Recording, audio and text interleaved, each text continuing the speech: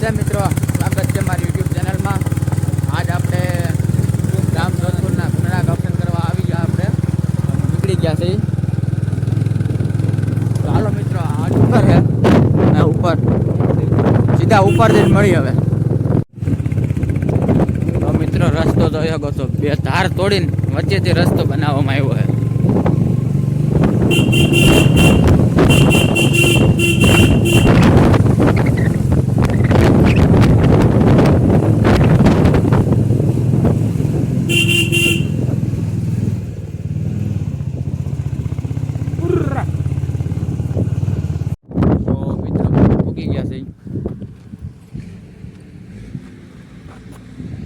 નીરવભાઈ, પિયુષભાઈ, તો હાલો આપણે મંદિરે દર્શન કરીને બધાને દર્શન કરાવી.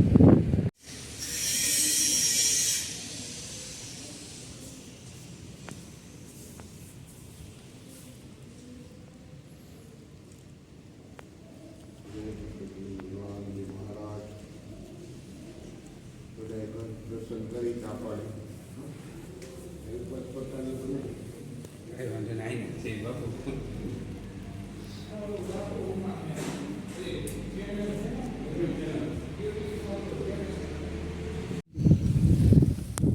મિત્રો આપણે બધા દર્શન મસ્તીના કરી લીધા. આજથી કંઈક રસ્તાનો નજારો જ અલગ છે.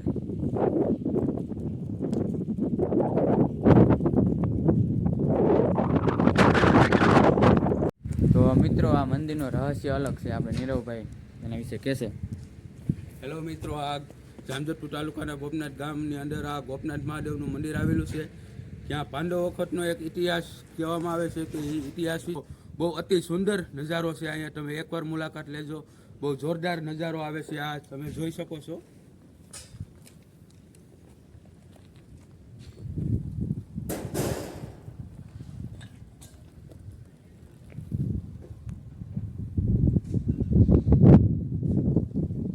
અને બીજો શું ઇતિહાસ છે આનો અલગ કંઈક? નીરવભાઈ, આનો ઇતિહાસ તો ટૂંકમાં કે ઘણો બધો ઇતિહાસ છે. અહીંયા દૂર દૂરથી લોકો બહુ દર્શન કરવા આવે છે. જે જાણે કે આપણે શિવરાત્રિના દિવસે બહુ પબ્લિક અહીંયા હજારો સંખ્યાની અંદરમાં પબ્લિક હોય છે. તો મિત્રો આ મંદિરનો ઇતિહાસ તો બહુ જૂનો છે. આપણને ખબર નથી એવું કહેવામાં આવે. નીરવભાઈ આપણને કીધું.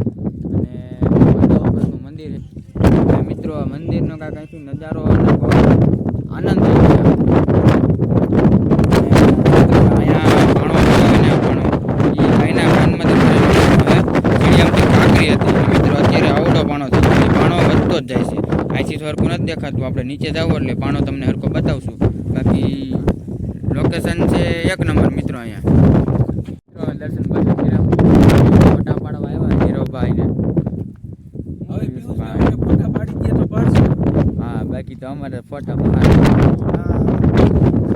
ફોટા પાડવા નહીં. આ પંખો અમારે ઘરે લગાડવા નક્કી કર્યું હતું મિત્રો. હા, લગાડી દેવો છે રાજભાઈ. પછી બાર રાખ્યું કે પંખો આવડો મોટો છે પછી પવન નથી ઉડી જાય. અહીં એટલો પવન જ બહુ આવે. તો મિત્રો થોડા ફોટા પાડી દેવી પછી બતાવી તમને. આવડે જો રાજભાઈ પણ ફોટા પાડવા ગયા છે.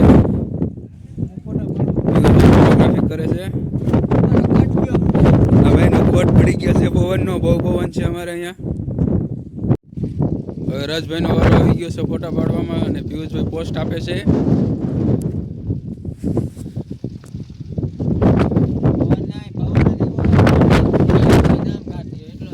તું ઉડી ના જા. હવે ફોટોગ્રાફી થઈ ગઈ છે. હવે અમે જવાની તૈયારી કરશું નીચે. આપણા રાજભાઈ આવી રહ્યા છે બુલેટ લાઈન હેવી ડ્રાઈવર. હા મિત્રો, આ બે ધાર વચ્ચેનો રસ્તો આડું બુલેટ રાખીને હવે ફોટા બોટા પાડીએ. આમ સારા ફોટા આમ જોવે ને તમે લાગુ જોઈએ કે આ કેટલે ક્યાં ફરી આવી જગ્યાએ. એકવાર તમે વિડીયો જોવો એટલે તમને એમ થયું એકવાર તો અહીંયા ફરવા જવું જ છે એમ. હા તો એક તો લેતો એ કે આ ના કરે ફોટા દેવા પડે ને આમ કાંઈ ઘટે નહીં એમ. તો ભાઈ ફોટોગ્રાફી ચાલે છે. આ વ્યૂઝ તમે જોઈ રહ્યા છો મિત્રો. એવો સુંદર નજારો આવે છે. આ બે બાજુ પાણાનું કટિંગ કરીને રસ્તો બનાવેલો છે. તમે આ નજારો જોઈજો, કેવો નજારો આવે છે.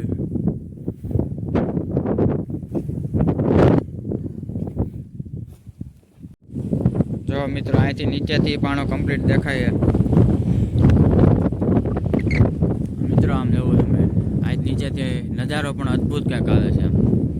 હા જો ભાઈ બુલેટમાં બે ચડી ગયા છે. શું કે પિયુષભાઈ મજા?